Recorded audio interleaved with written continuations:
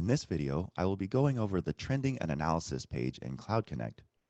First, expand the menu tree for the thermostat to be examined, and click on the Trending tab to get to the trending page.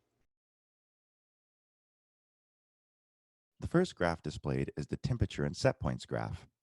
At the top of the graph, there is a legend for the data displayed in the graph below. To the top right of the legend is the time bar for where in the graph the mouse pointer is hovering.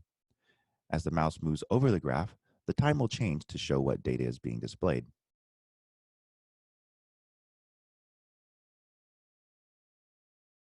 To remove the data lines on the graph, click the parts of the legend to remove.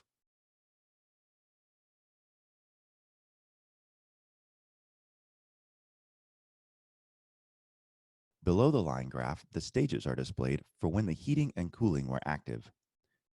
Below the stages, there is a window that can be moved to display different areas of the graph. This window can also be stretched or shrunk to zoom in or out of the graph. Next, I'll take a look at the runtime data. To get to the runtime data, click the tab at the top that says Runtime. This page will display the runtime data for each day. There is a legend at the top that functions the same way as the previous page. Down below, there's a window that can resize the graph data display window.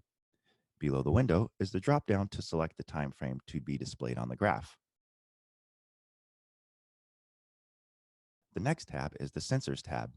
This will only show data if the thermostat is a UP32 model and has external sensors connected.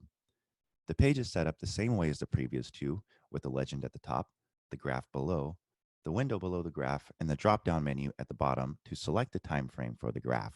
The next tab is for digital inputs. The digital inputs are only available on the UP32 model thermostats. This is for the devices that are connected to the LED and CLK terminals. When they are active or triggered, it will show in red, and when they are inactive, it will show in green.